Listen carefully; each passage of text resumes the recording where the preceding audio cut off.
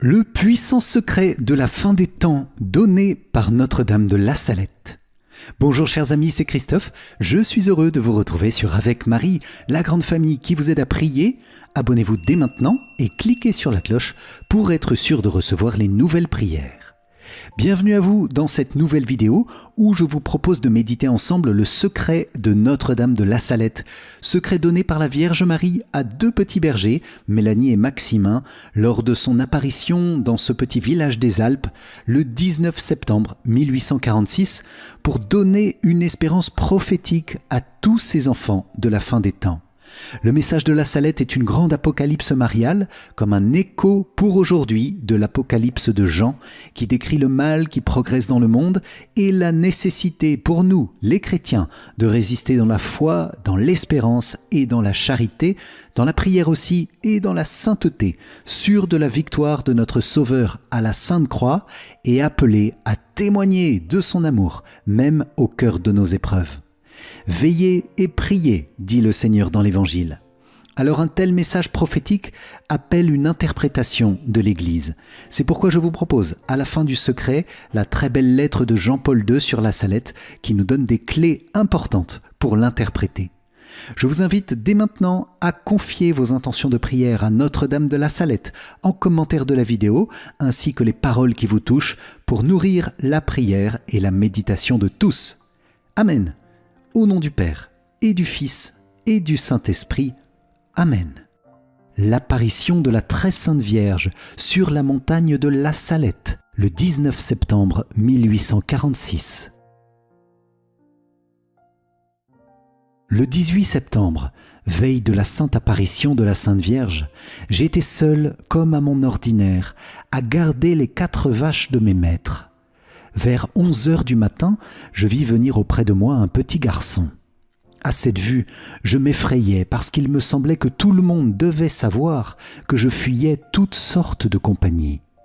Cet enfant s'approcha de moi et me dit « Petite, je viens avec toi, je suis aussi de corps. » À ces paroles, mon mauvais naturel se fit bientôt voir et, faisant quelques pas en arrière, je lui dis « Je ne veux personne, je veux rester seul. » Puis je m'éloignai, mais cet enfant me suivait en me disant « Va, laisse-moi avec toi, mon maître m'a dit de venir garder mes vaches avec les tiennes, je suis de corps. » Moi, je m'éloignai de lui en lui faisant signe que je ne voulais personne, et après m'être éloigné, je m'assis sur le gazon. Là, je faisais ma conversation avec les petites fleurs du bon Dieu. Un moment après, je regarde derrière moi et je trouve Maximin assis tout près de moi. Il me dit aussitôt « Garde-moi, je serai bien sage. » Mais mon mauvais naturel n'entendit pas raison. Je me relève avec précipitation et je m'enfuis un peu plus loin sans rien lui dire et je me remis à jouer avec les fleurs du bon Dieu. Un instant après, Maximin était encore là, à me dire qu'il serait bien sage, qu'il ne parlerait pas, qu'il s'ennuierait d'être tout seul, et que son maître l'envoyait auprès de moi, etc. Cette fois, j'en eus pitié, je lui fis signe de s'asseoir, et moi, je continuai avec les petites fleurs du bon Dieu. Maximin ne tarda pas à rompre le silence. Il se mit à rire, je crois qu'il se moquait de moi. Je le regarde et il me dit « Amusons-nous, faisons un jeu. » Je ne lui répondis rien, car j'étais si ignorante que je ne comprenais rien au jeu avec une autre personne, ayant toujours été seule. Je m'amusais seul avec les fleurs, et Maximin, s'approchant tout à fait de moi, ne faisait que rire en me disant que les fleurs n'avaient pas d'oreilles pour m'entendre, et que nous devions jouer ensemble. Mais je n'avais aucune inclination pour le jeu qu'il me disait de faire. Cependant, je me mis à lui parler, et il me dit que les 10 jours qu'il devait passer avec son maître allaient bientôt finir, et qu'ensuite il s'en irait à Corps, chez son père, etc. Tandis qu'il me parlait, la cloche de la Salette se fit entendre, c'était l'Angélus. Je fis signe à Maximin d'élever son âme à Dieu. Il se découvrit la tête et garda un moment le silence. Ensuite, je lui dis « Veux-tu dîner ?» « Oui, me dit-il, allons. » Nous nous assîmes. Je sortis de mon sac les provisions que m'avaient données mes maîtres, et, selon mon habitude, avant d'entamer mon petit pain rond, avec la pointe de mon couteau, je fis une croix sur mon pain, et au milieu un tout petit trou, en disant « Si le diable y est, qu'il en sorte, et si le bon Dieu y est, qu'il y reste. » Et vite, vite, je recouvris le petit trou. Maximin partit d'un grand éclat de rire et donna un coup de pied à mon pain qui s'échappa de mes mains, roula jusqu'au bas de la montagne et se perdit. J'avais un autre morceau de pain. Nous le mangeâmes ensemble. Ensuite, nous fîmes un jeu. Puis, comprenant que Maximin devait avoir besoin de manger, je lui indiquai un endroit de la montagne couvert de petits fruits. Je l'engageai à aller en manger, ce qu'il fit aussitôt. Il en mangea et en rapporta plein son chapeau. Le soir, nous descendîmes ensemble de la montagne et nous nous promîmes de revenir garder nos vaches ensemble. Le lendemain, 19 septembre, je me retrouve en chemin avec Maximin. Nous gravissons ensemble la montagne. Je trouvais que Maximin était très bon, très simple, et que volontiers il parlait de ce dont je voulais parler. Il était aussi très souple, ne tenant pas à son sentiment. Il était seulement un peu curieux, car quand je m'éloignais de lui, dès qu'il me voyait arrêter, il accourait vite pour voir ce que je faisais et entendre ce que je disais avec les fleurs du bon Dieu. Et s'il n'arrivait pas à temps, il me demandait ce que j'avais dit. Maximin me dit de lui apprendre un jeu. La matinée était déjà avancée. Je lui dis de ramasser des fleurs pour faire le paradis. Nous nous mîmes tous les deux à l'ouvrage. Nous eûmes bientôt une quantité de fleurs de diverses couleurs. L'angélus du village se fit entendre, car le ciel était beau, il n'y avait pas de nuages. Après avoir dit au bon Dieu ce que nous savions, je dis à Maximin que nous devions conduire nos vaches sur un petit plateau près du petit ravin où il y aurait des pierres pour bâtir le paradis. Nous conduisîmes nos vaches au lieu désigné et ensuite nous prîmes notre petit repas. Puis nous nous mîmes à porter des pierres et à construire notre petite maison qui consistait en un rez-de-chaussée qui, soi-disant, était notre habitation, puis un étage au-dessus qui était selon nous le paradis. Cet étage était tout garni de fleurs de différentes couleurs, avec des couronnes suspendues par des tiges de fleurs. Ce paradis était couvert par une seule et large pierre que nous avions recouverte de fleurs. Nous avions aussi suspendu des couronnes tout autour. Le paradis terminé, nous le regardions. Le sommeil nous vint, nous nous éloignâmes de là à environ 2 pas et nous nous endormîmes sur le gazon.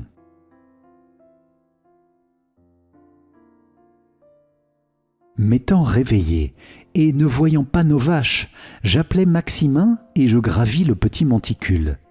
De là, ayant vu que nos vaches étaient couchées tranquillement, je redescendais et Maximin montait, quand tout à coup je vis une belle lumière, plus brillante que le soleil, et à peine ai-je pu dire ces paroles « Maximin, vois-tu là-bas ?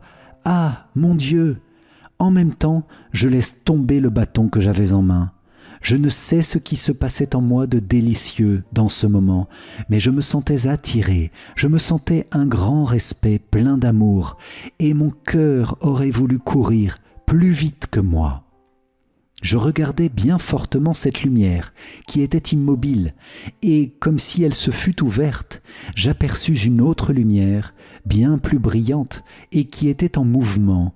Et dans cette lumière, une très belle dame assise sur notre paradis, ayant la tête dans ses mains. Cette belle dame s'est levée, elle a croisé médiocrement ses bras en nous regardant et nous a dit « Avancez, mes enfants, n'ayez pas peur, je suis ici pour vous annoncer une grande nouvelle. » Ces douces et suaves paroles me firent voler jusqu'à elle, et mon cœur aurait voulu se coller à elle pour toujours. Arrivée bien près de la belle dame, devant elle, à sa droite, elle commence le discours, et des larmes commencent aussi à couler de ses beaux yeux. Si mon peuple ne veut pas se soumettre, je suis forcé de laisser aller la main de mon fils. Elle est si lourde et si pesante que je ne puis plus la retenir. Depuis le temps que je souffre pour vous autres, si je veux que mon fils ne vous abandonne pas, je suis chargé de le prier sans cesse. Et pour vous autres, vous n'en faites pas cas. Vous aurez beau prier, beau faire, jamais vous ne pourrez récompenser la peine que j'ai prise pour vous autres. Je vous ai donné 6 jours pour travailler, je me suis réservé le 7e, et on ne veut pas me l'accorder. C'est ce qui appesantit tant le bras de mon fils. Ceux qui conduisent les charrettes ne savent pas parler sans y mettre le nom de mon fils au milieu. Ce sont les 2 choses qui appesantissent tant le bras de mon fils. Si la récolte se gâte, ce n'est qu'à cause de vous autres. Je vous l'ai fait voir l'année passée par les pommes de terre. Vous n'en avez pas fait cas. C'est au contraire, quand vous en trouviez de gâtés, vous juriez et vous mettiez le nom de mon fils. Elles vont continuer à se gâter. À la Noël, il n'y en aura plus. Ici, je cherchais à interpréter la parole « pomme de terre ». Je croyais comprendre que cela signifiait « pomme ». La belle et bonne dame, devinant ma pensée, reprit ainsi. « Vous ne comprenez pas, mes enfants. Je vais vous le dire autrement. La traduction en français est celle-ci. Si la récolte se gâte, ce n'est rien que pour vous autres. Je vous l'ai fait voir l'année passée par les pommes de terre, et vous n'en avez pas fait cas. C'était au contraire, quand vous en trouviez de gâtés, vous juriez et vous mettiez le nom de mon fils. Elles vont continuer à se gâter, et à la Noël, il n'y en aura plus. Si vous avez du blé, il ne faut pas le semer. Tout ce que vous sèmerez, les bêtes le mangeront, et ce qui viendra tombera en poussière quand vous le battrez. Il viendra une grande famine. Avant que la famine vienne, les petits-enfants au-dessous de 7 ans prendront un tremblement et mourront entre les mains des personnes qui les tiendront. Les autres feront pénitence par la faim. Les noix deviendront mauvaises, les raisins pourriront. Ici, la belle dame qui me ravissait resta un moment sans se faire entendre. Je voyais cependant qu'elle continuait, comme si elle parlait, de remuer gracieusement ses aimables lèvres. Maximin recevait alors son secret. Puis, s'adressant à moi, la très sainte Vierge me parla et me donna un secret en français. Ce secret, le voici tout entier et tel qu'elle me l'a donné.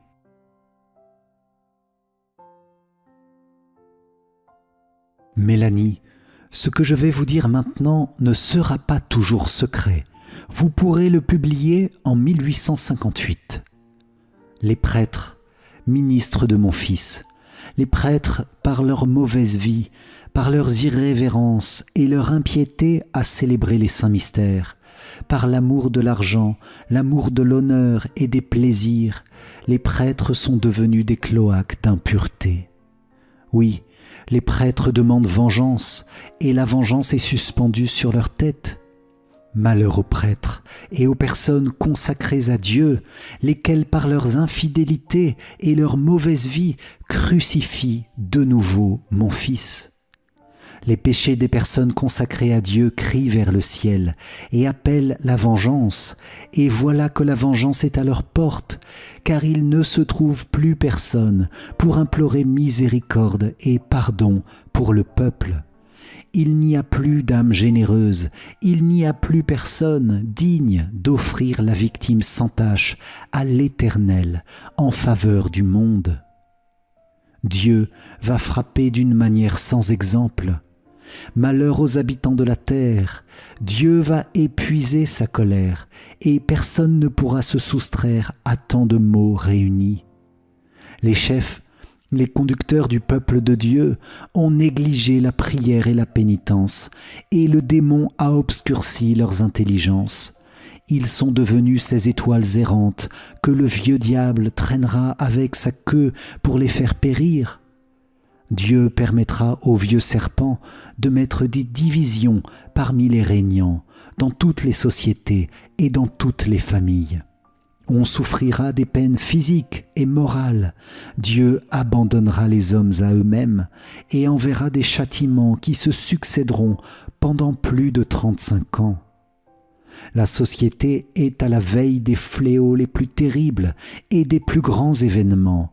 On doit s'attendre à être gouverné par une verge de fer et à boire le calice de la colère de Dieu. Que le vicaire de mon fils, le souverain pontife Pie IX, ne sorte plus de Rome après l'année 1859, mais qu'il soit ferme et généreux, qu'il combatte avec les armes de la foi et de l'amour. Je serai avec lui. Qu'il se méfie de Napoléon, son cœur est double, et quand il voudra être à la fois pape et empereur, bientôt Dieu se retirera de lui. Il est cet aigle qui, voulant toujours s'élever, tombera sur l'épée dont il voulait se servir pour obliger les peuples à se faire élever.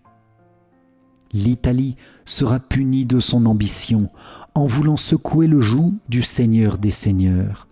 Aussi, elle sera livrée à la guerre. Le sang coulera de tous côtés. Les églises seront fermées ou profanées. Les prêtres, les religieux seront chassés. On les fera mourir et mourir d'une mort cruelle.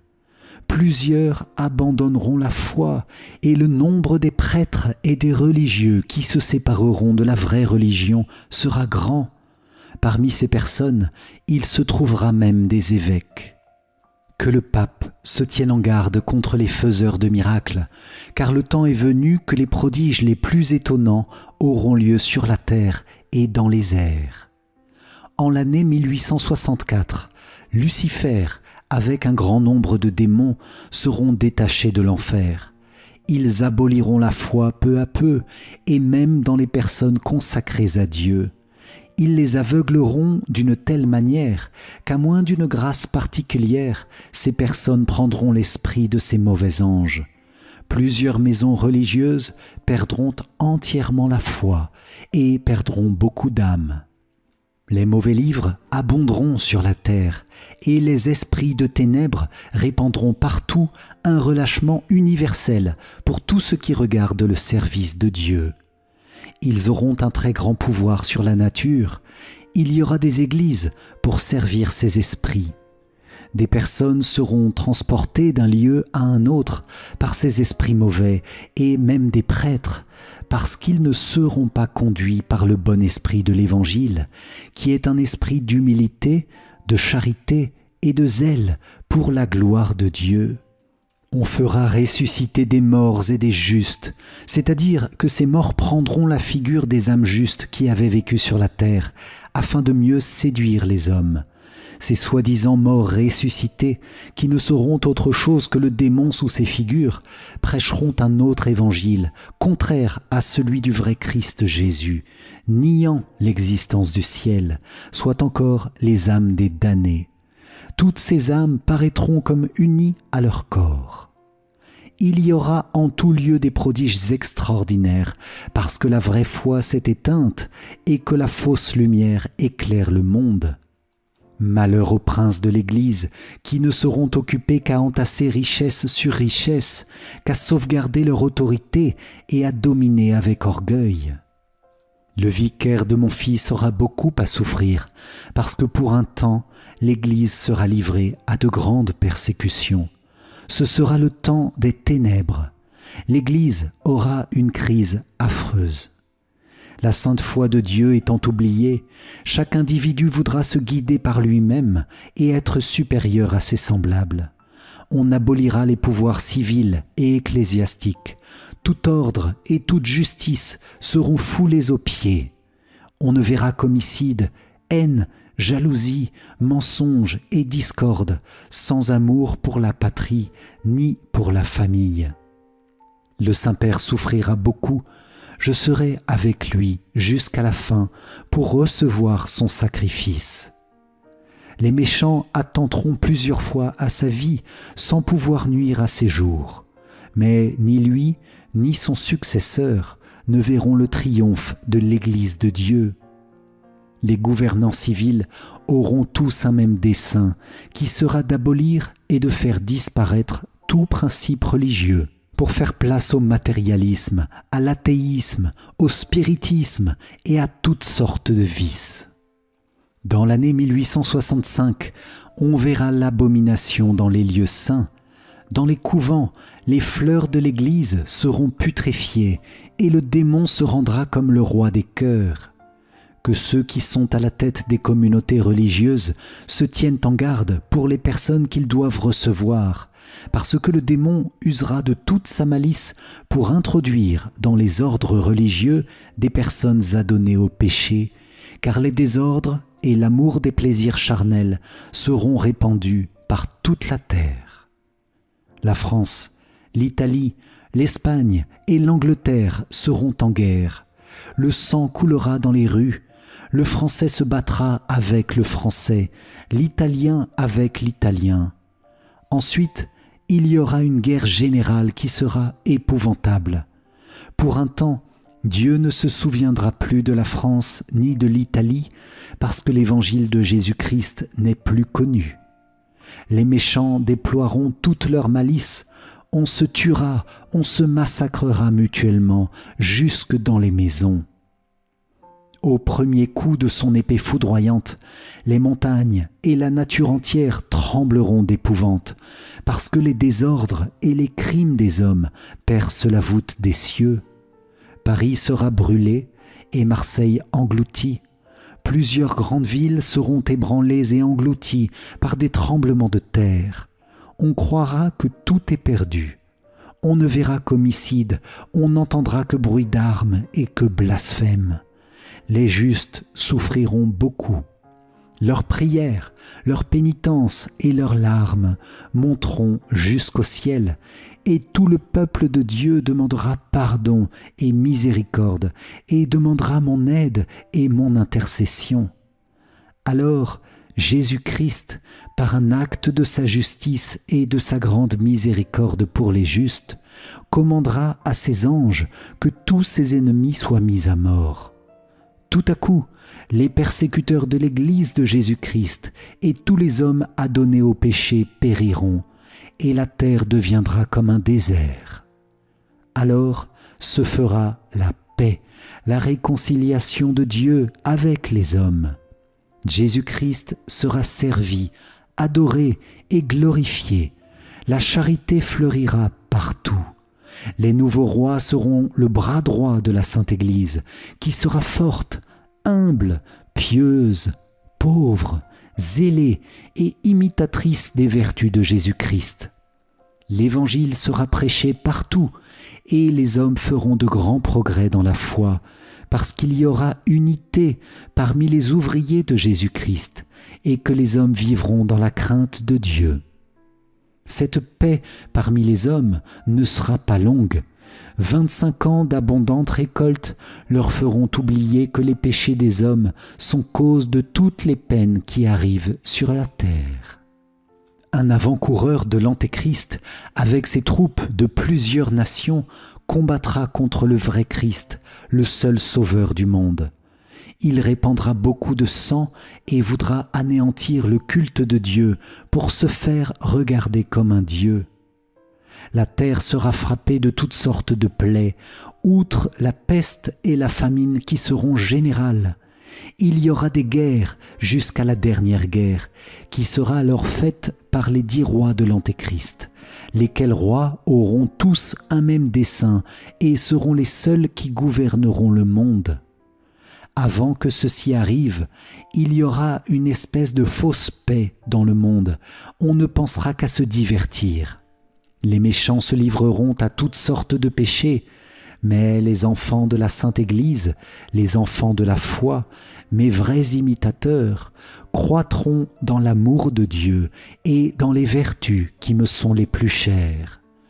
Heureuses les âmes humbles, conduites par l'Esprit Saint. Je combattrai avec elles jusqu'à ce qu'elles arrivent à la plénitude de l'âge. La nature demande vengeance pour les hommes, et elle frémit d'épouvante dans l'attente de ce qui doit arriver à la terre souillée de crimes.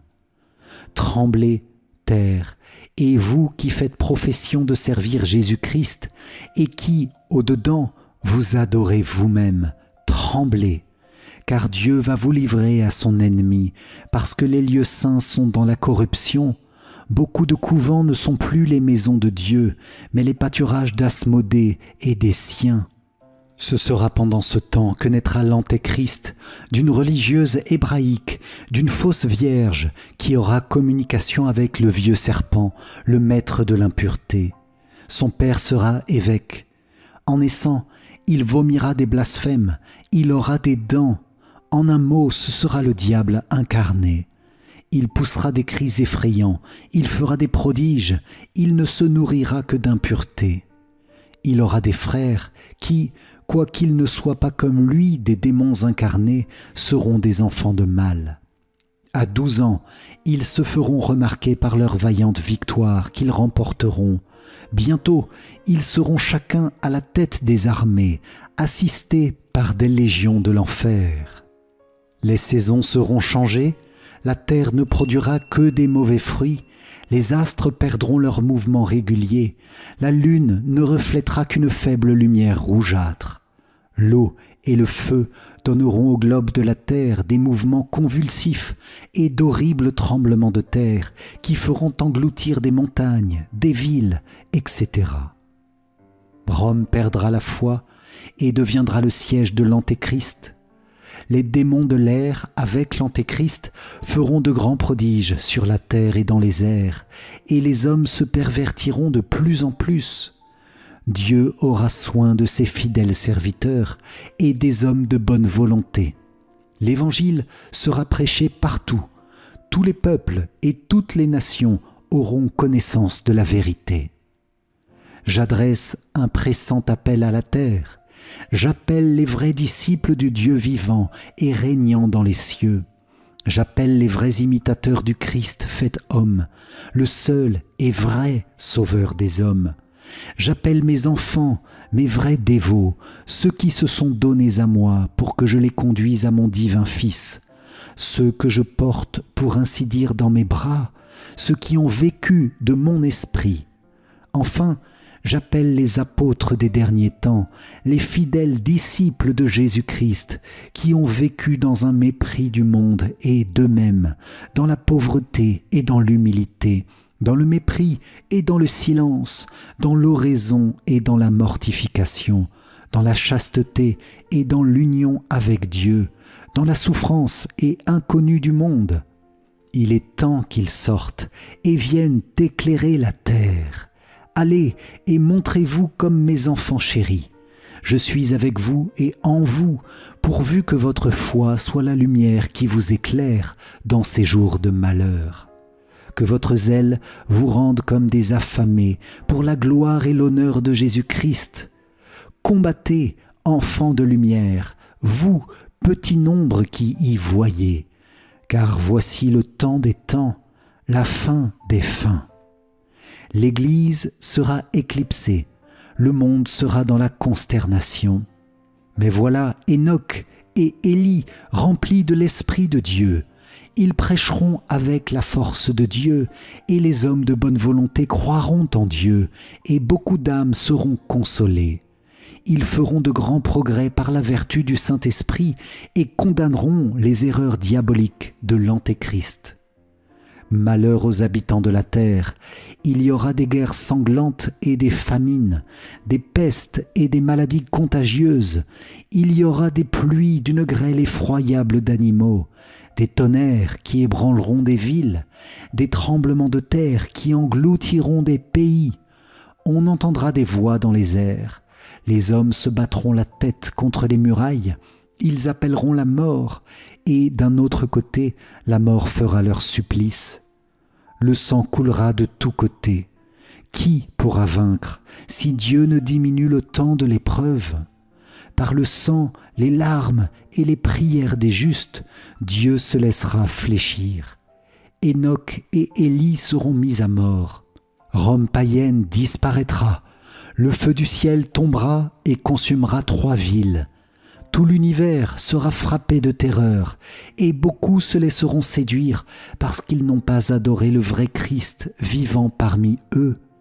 Il est temps, le soleil s'obscurcit, la foi seule vivra.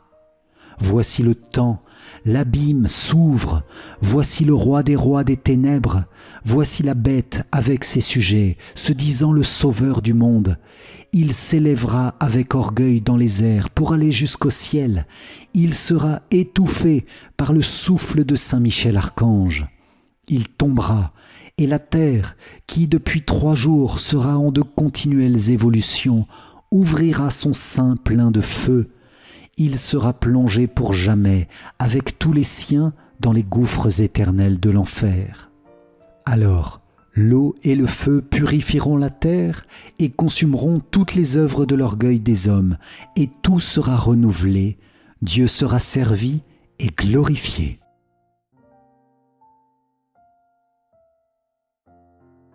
Ensuite, la Sainte Vierge me donna, aussi en français, la règle d'un nouvel ordre religieux. Après m'avoir donné la règle de ce nouvel ordre religieux, la Sainte Vierge reprit ainsi la suite du discours. S'ils se convertissent, les pierres et les rochers se changeront en blé, et les pommes de terre se trouveront ensemencées par les terres. Faites-vous bien votre prière, mes enfants. Nous répondîmes tous les deux, « Oh non, madame, pas beaucoup. » « Ah, mes enfants, il faut bien la faire, soir et matin.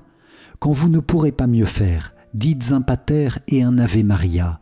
Et quand vous aurez le temps et que vous pourrez mieux faire, vous en direz davantage.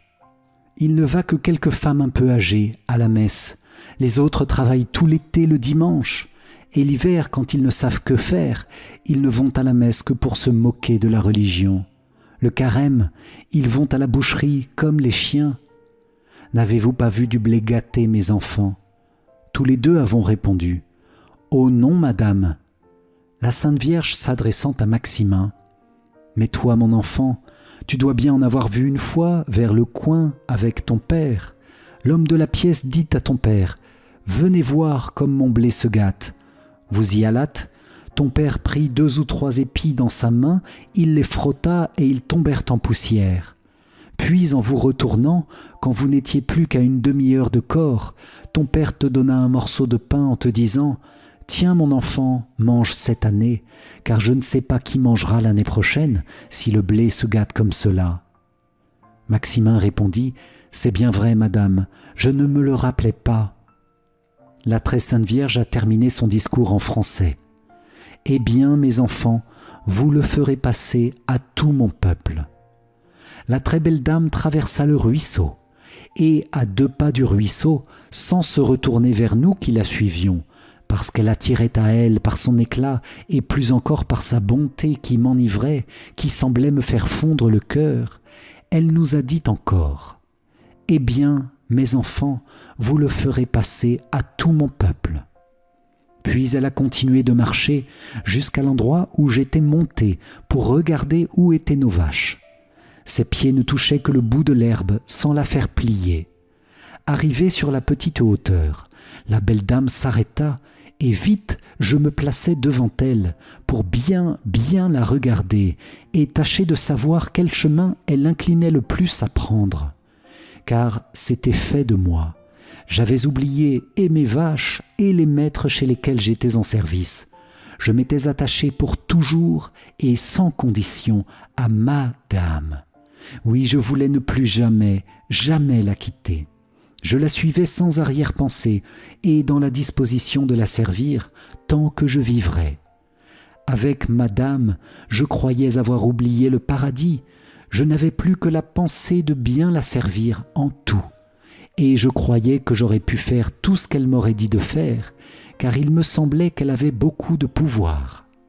Elle me regardait avec une tendre bonté qui m'attirait à elle. J'aurais voulu, avec les yeux fermés, m'élancer dans ses bras. Elle ne m'a pas donné le temps de le faire. Elle s'est élevée insensiblement de la terre à une hauteur d'environ 1 mètre et plus, et restant ainsi suspendue en l'air un tout petit instant, ma belle dame regarda le ciel, puis la terre, à sa droite et à sa gauche, puis elle me regarda avec des yeux si doux, si aimables et si bons que je croyais qu'elle m'attirait dans son intérieur, et il me semblait que mon cœur s'ouvrait au sien. Et tandis que mon cœur se fondait en une douce dilatation, la belle figure de ma bonne dame disparaissait peu à peu. Il me semblait que la lumière en mouvement se multipliait ou bien se condensait autour de la très sainte Vierge pour m'empêcher de la voir plus longtemps. Ainsi, la lumière prenait la place des parties du corps qui disparaissaient à mes yeux, ou bien il semblait que le corps de madame se changeait en lumière en se fondant. Ainsi, la lumière en forme de globe s'élevait doucement en direction droite. Je ne puis pas dire si le volume de lumière diminuait à mesure qu'elle s'élevait, ou bien si c'était l'éloignement qui faisait que je voyais diminuer la lumière à mesure qu'elle s'élevait. Ce que je sais, c'est que je suis resté la tête levée et les yeux fixés sur la lumière, même après que cette lumière, qui allait toujours s'éloignant et diminuant de volume, eut fini par disparaître. Mes yeux se détachent du firmament, je regarde autour de moi, je vois Maximin qui me regardait. Je lui dis « Mes mains, cela doit être le bon Dieu de mon Père, ou la Sainte Vierge, ou quelque grande sainte. » Et Maximin, lançant la main en l'air, dit « Ah, si je l'avais su !»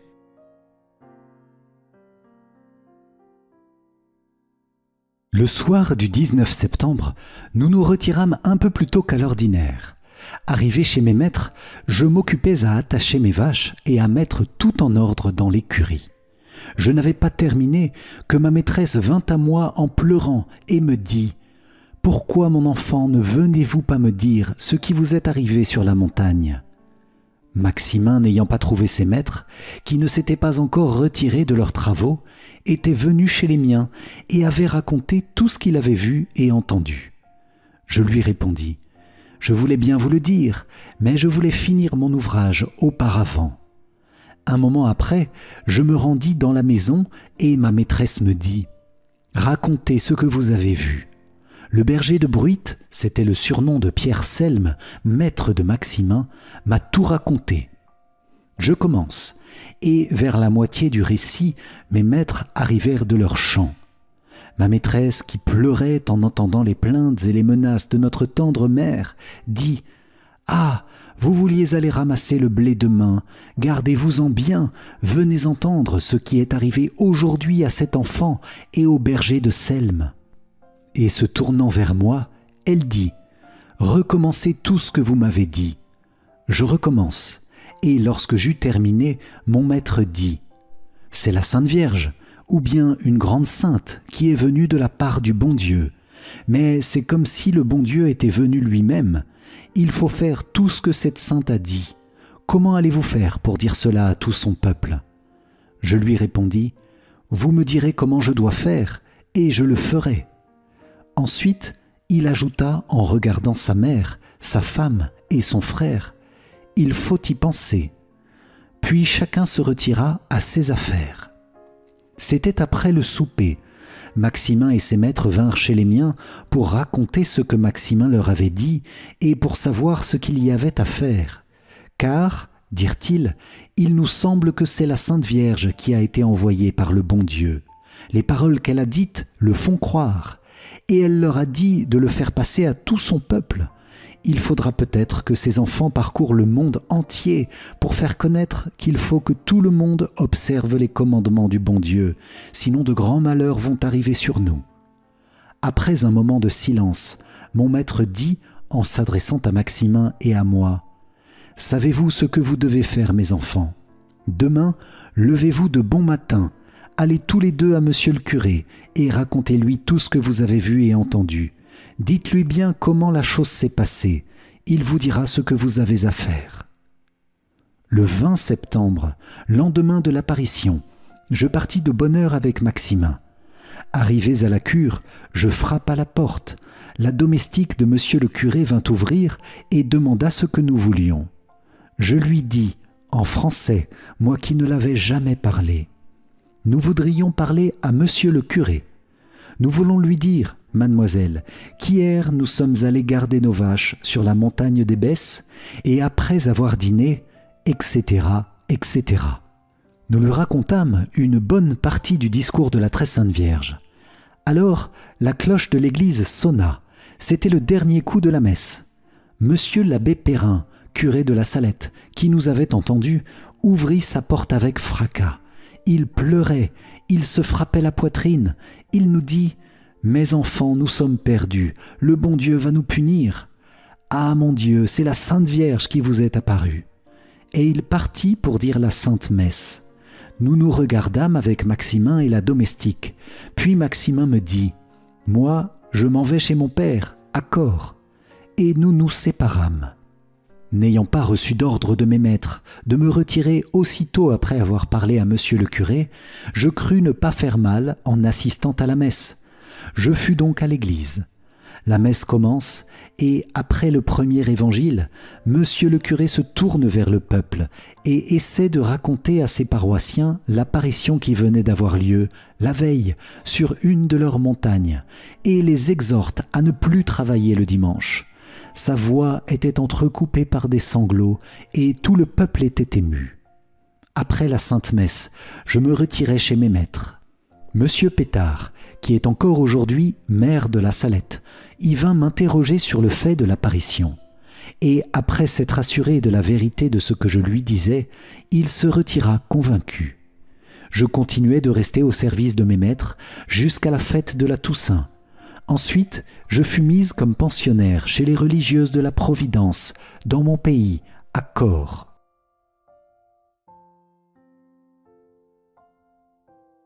La très sainte Vierge était très grande et bien proportionnée. Elle paraissait être si légère qu'avec un souffle, on l'aurait fait remuer.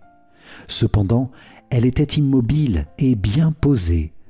Sa physionomie était majestueuse, imposante, mais non imposante comme le sont les seigneurs d'ici-bas.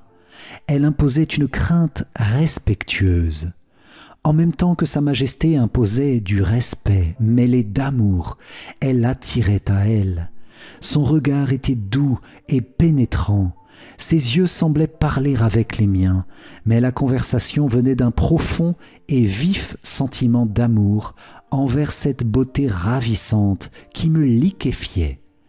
La douceur de son regard, son air de bonté incompréhensible faisait comprendre et sentir qu'elle attirait à elle et voulait se donner. C'était une expression d'amour qui ne peut pas s'exprimer avec la langue de chair ni avec les lettres de l'alphabet. Le vêtement de la très sainte Vierge était blanc, argenté et tout brillant. Il n'avait rien de matériel. Il était composé de lumière et de gloire, variante et scintillant. Sur la terre, il n'y a pas d'expression ni de comparaison à donner. La Sainte Vierge était toute belle et toute formée d'amour.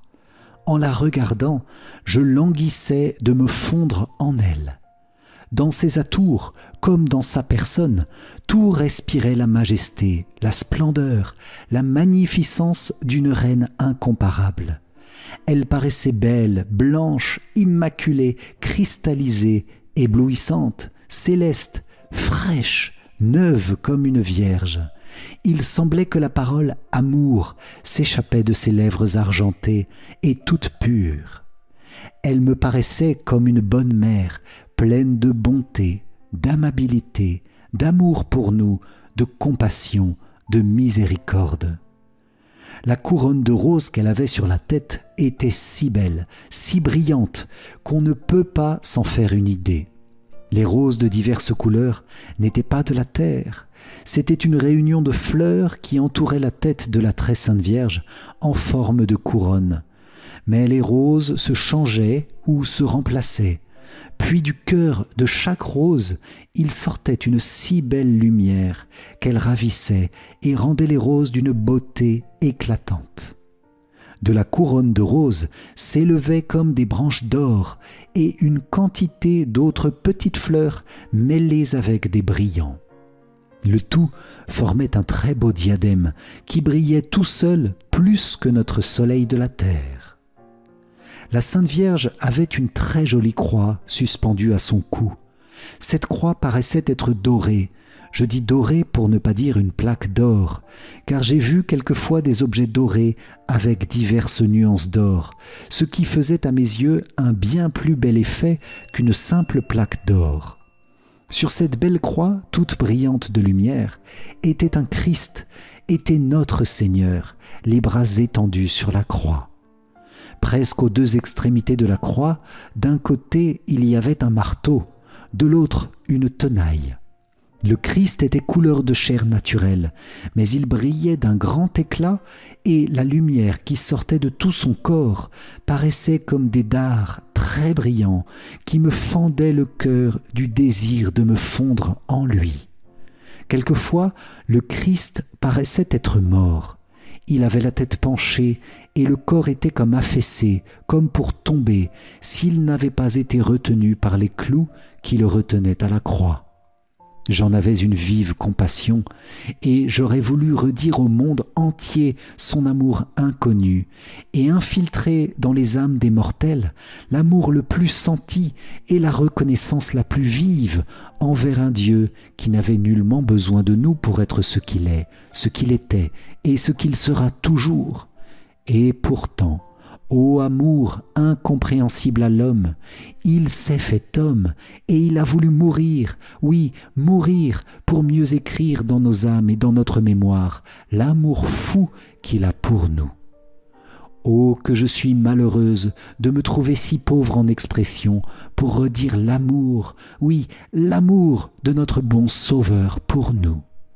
Mais d'un autre côté, que nous sommes heureux de pouvoir sentir mieux ce que nous ne pouvons exprimer. D'autres fois, le Christ semblait vivant. Il avait la tête droite, les yeux ouverts, et paraissait être sur la croix par sa propre volonté. Quelquefois aussi, il paraissait parler. Il semblait vouloir montrer qu'il était en croix pour nous, par amour pour nous attirer à son amour, qu'il a toujours un amour nouveau pour nous, que son amour du commencement et de l'année 33 est toujours celui d'aujourd'hui et qu'il sera toujours. La Sainte Vierge pleurait presque tout le temps qu'elle me parla. Ses larmes coulaient une à une, lentement, jusque vers ses genoux, puis comme des étincelles de lumière, elles disparaissaient. Elles étaient brillantes et pleines d'amour. J'aurais voulu la consoler et qu'elle ne pleurât plus, mais il me semblait qu'elle avait besoin de montrer ses larmes pour mieux montrer son amour oublié par les hommes. J'aurais voulu me jeter dans ses bras et lui dire « Ma bonne mère, ne pleurez pas, je veux vous aimer pour tous les hommes de la terre. » Mais il me semblait qu'elle me disait « Il y en a tant qui ne me connaissent pas. » J'étais entre la mort et la vie, en voyant d'un côté tant d'amour, tant de désir d'être aimé, et d'un autre côté tant de froideur, tant d'indifférence. Ô ma mère, mère toute belle et toute aimable, mon amour, cœur de mon cœur. Les larmes de notre tendre mère, loin d'amoindrir son air de majesté, de reine et de maîtresse, semblaient au contraire l'embellir, la rendre plus aimable, plus belle, plus puissante, plus remplie d'amour, plus maternelle, plus ravissante. Et j'aurais mangé ces larmes qui faisaient sauter mon cœur de compassion et d'amour. Voir pleurer une mère, et une telle mère, sans prendre tous les moyens imaginables pour la consoler, pour changer ses douleurs en joie, cela se comprend-il ? Ô mère plus que bonne, vous avez été formée de toutes les prérogatives dont Dieu est capable. Vous avez comme épuisé la puissance de Dieu. Vous êtes bonne, et puis bonne de la bonté de Dieu même. Dieu s'est agrandi en vous formant son chef-d'œuvre terrestre et céleste. La très sainte Vierge avait un tablier jaune. Que dis-je, jaune ? Elle avait un tablier plus brillant que plusieurs soleils ensemble. Ce n'était pas une étoffe matérielle, c'était un composé de gloire, et cette gloire était scintillante et d'une beauté ravissante. Tout en la très sainte Vierge me portait fortement et me faisait comme glisser à adorer et à aimer mon Jésus dans tous les états de sa vie mortelle. La très sainte Vierge avait 2 chaînes, l'une un peu plus large que l'autre. À la plus étroite était suspendue la croix dont j'ai fait mention plus haut. Ces chaînes, puisqu'il faut donner le nom de chaînes, étaient comme des rayons de gloire d'un grand éclat, variant et scintillant. Les souliers, puisque souliers il faut dire, étaient blancs, mais un blanc argenté, brillant. Il y avait des roses autour. Ces roses étaient d'une beauté éblouissante, et du cœur de chaque rose sortait une flamme de lumière très belle et très agréable à voir. Sur les souliers, il y avait une boucle en or, non en cet or de la terre, mais bien de l'or du paradis. La vue de la très sainte Vierge était elle-même un paradis accompli. Elle avait en elle tout ce qui pouvait satisfaire, car la terre était oubliée. La Sainte Vierge était entourée de 2 lumières. La première lumière, plus près de la très sainte Vierge, arrivait jusqu'à nous. Elle brillait d'un éclat très beau et scintillant. La seconde lumière s'étendait un peu plus autour de la belle dame, et nous nous trouvions dans celle-là. Elle était immobile, c'est-à-dire qu'elle ne scintillait pas, mais bien plus brillante que notre pauvre soleil de la terre. Toutes ces lumières ne faisaient pas mal aux yeux et ne fatiguaient nullement la vue. Outre toutes ces lumières, toute cette splendeur, il sortait encore des groupes ou faisceaux de lumière ou des rayons de lumière du corps de la Sainte Vierge, de ses habits et de partout. La voix de la belle dame était douce, elle enchantait, ravissait, faisait du bien au cœur. Elle rassasiait, aplanissait tous les obstacles, calmait, adoucissait. Il me semblait que j'aurais toujours voulu manger de sa belle voix, et mon cœur semblait danser ou vouloir aller à sa rencontre pour se liquéfier en elle. Les yeux de la très sainte Vierge, notre tendre mère, ne peuvent pas se décrire par une langue humaine.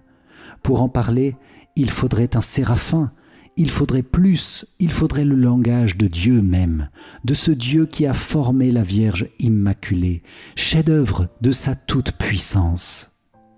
Les yeux de l'auguste Marie paraissaient 1000 et 1000 fois plus beaux que les brillants, les diamants et les pierres précieuses les plus recherchées. Ils brillaient comme 2 soleils, ils étaient doux, de la douceur même, clairs comme un miroir. Dans ses yeux, on voyait le paradis. Ils attiraient à elle. Il semblait qu'elle voulait se donner et attirer. Plus je la regardais, plus je la voulais voir, plus je la voyais, plus je l'aimais, et je l'aimais de toutes mes forces. Les yeux de la belle Immaculée étaient comme la porte de Dieu, d'où l'on voyait tout ce qui peut enivrer l'âme. Quand mes yeux se rencontraient avec ceux de la Mère de Dieu, et la mienne, j'éprouvais au-dedans de moi-même une heureuse révolution d'amour et de protestation de l'aimer et de me fondre d'amour. En nous regardant, nos yeux se parlaient à leur mode, et je l'aimais tant que j'aurais voulu l'embrasser dans le milieu de ses yeux qui attendrissaient mon âme et semblaient l'attirer et la faire fondre avec la sienne.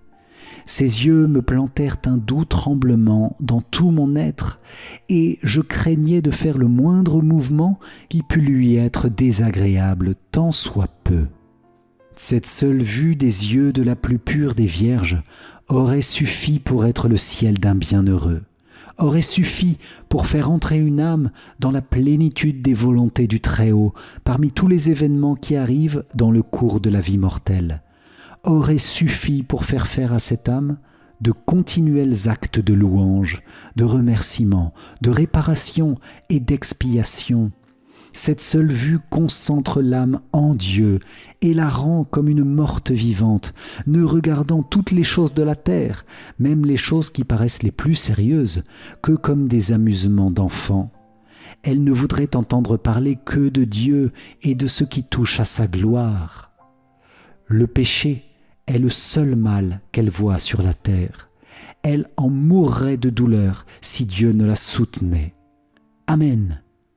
Castellammare, le 21 novembre 1878, Marie de la Croix, victime de Jésus, née Mélanie Calva, bergère de La Salette. Voici la lettre du Saint-Pape Jean-Paul II à l'évêque de Grenoble pour les 150 ans de La Salette, qui nous donne les clés importantes pour interpréter le message de Notre-Dame. Nous célébrons l'apparition de la Sainte Vierge Marie à La Salette, dans ce site des Alpes d'où son message n'a cessé de rayonner. Une telle commémoration peut être riche de grâce. Je tiens à m'y associer, en union avec les pèlerins qui viennent vénérer la Mère du Seigneur sous le titre de Notre-Dame réconciliatrice des pécheurs. Mère du Sauveur, Mère de l'Église, Mère des hommes, Marie accompagne chacun dans le pèlerinage de la vie. Marie, mère pleine d'amour, a montré en ce lieu sa tristesse devant le mal moral de l'humanité.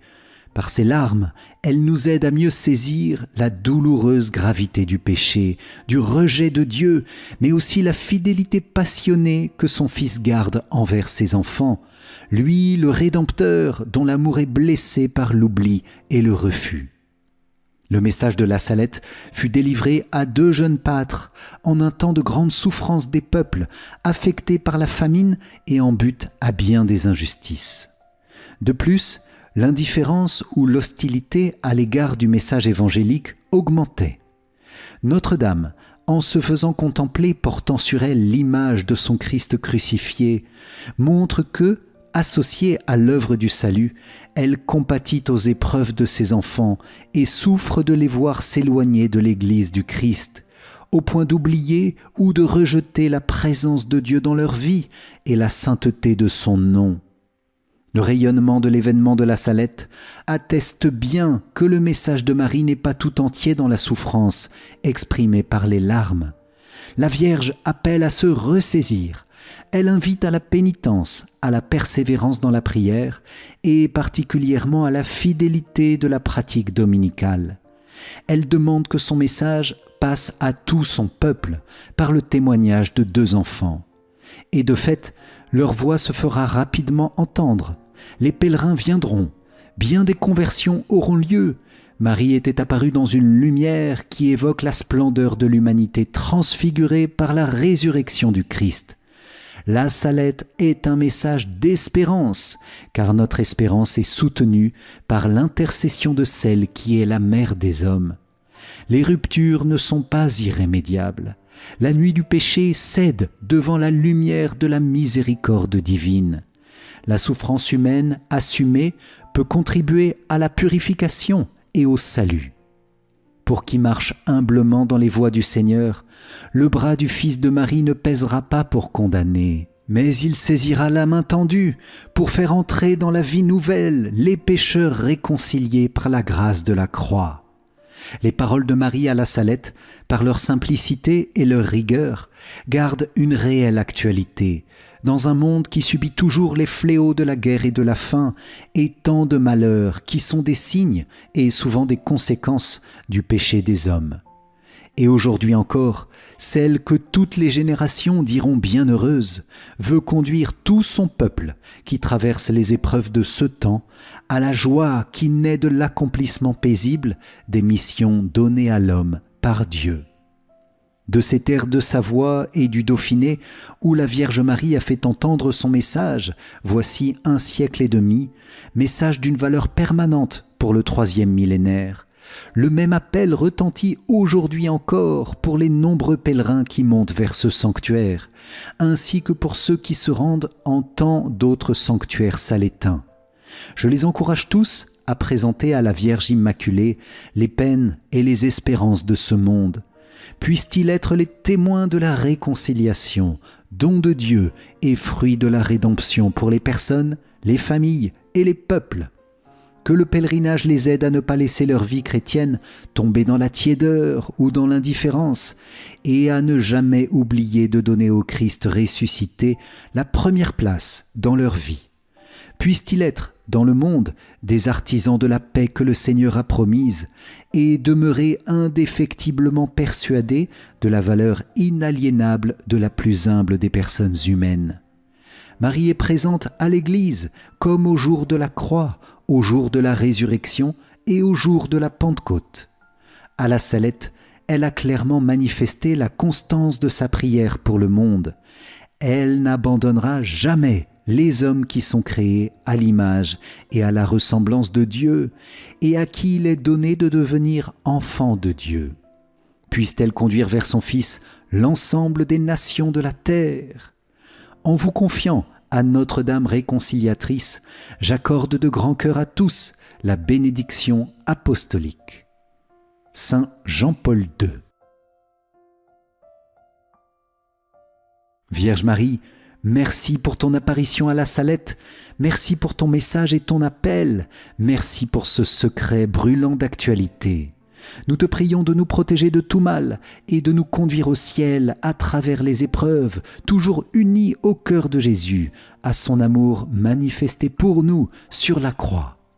Je vous propose, chers amis, de déposer dans cette dizaine toute inquiétude, toute angoisse de l'avenir. Le plan du Seigneur est parfait dans l'amour et vous pouvez demander à Marie la grâce d'être ses apôtres pour ce temps, de répondre à son puissant appel pour éclairer la terre. Amen. Notre Père qui es aux cieux, que ton nom soit sanctifié, que ton règne vienne, que ta volonté soit faite sur la terre comme au ciel. Donne-nous aujourd'hui notre pain de ce jour.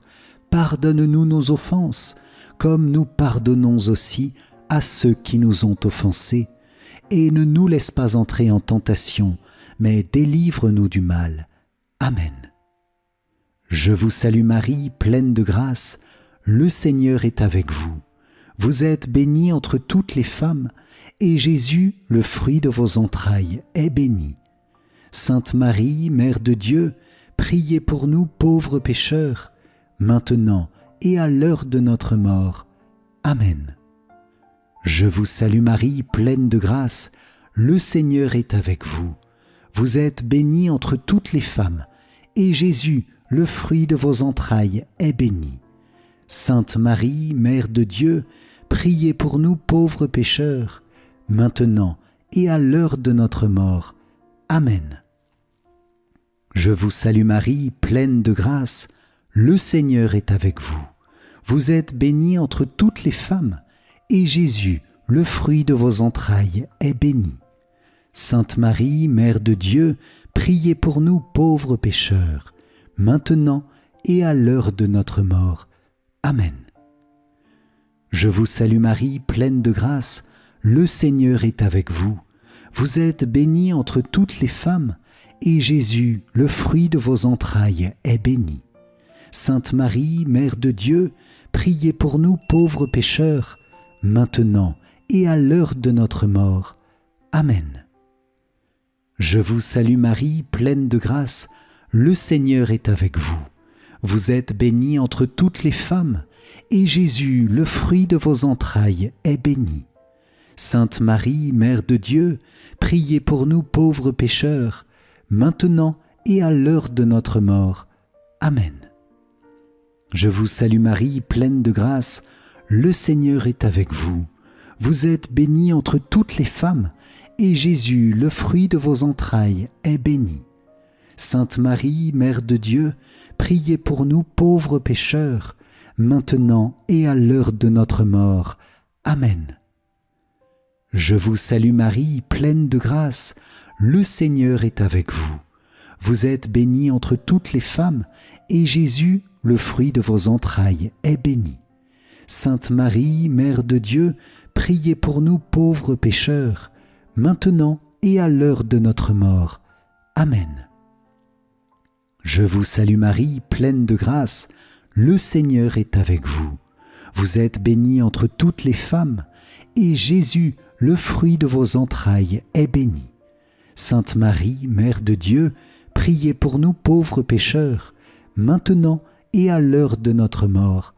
Amen. Je vous salue Marie, pleine de grâce, le Seigneur est avec vous. Vous êtes bénie entre toutes les femmes, et Jésus, le fruit de vos entrailles, est béni. Sainte Marie, Mère de Dieu, priez pour nous pauvres pécheurs, maintenant et à l'heure de notre mort. Amen. Je vous salue Marie, pleine de grâce, le Seigneur est avec vous. Vous êtes bénie entre toutes les femmes, et Jésus, le fruit de vos entrailles, est béni. Sainte Marie, Mère de Dieu, priez pour nous pauvres pécheurs, maintenant et à l'heure de notre mort. Amen.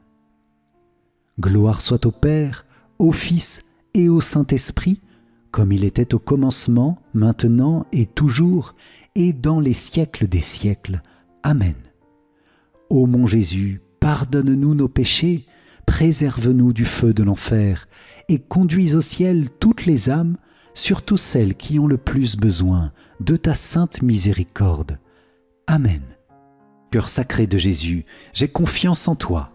Cœur immaculé de Marie, priez pour nous qui avons recours à vous. Saint Joseph, priez pour nous. Saint Michel Archange, priez pour nous. Notre Saint Ange gardien, veille sur nous. Notre-Dame de la Salette, priez pour nous. Mélanie et Maximin, priez pour nous. Au nom du Père et du Fils et du Saint-Esprit. Amen. Si vous avez apprécié cette lecture de la grande apocalypse de la Vierge Marie donnée à La Salette, je vous invite à liker et à partager autour de vous ce secret d'une grande puissance, d'une grande actualité pour notre temps, comme nous y invite la Vierge Marie. Vous le ferez passer à tout mon peuple.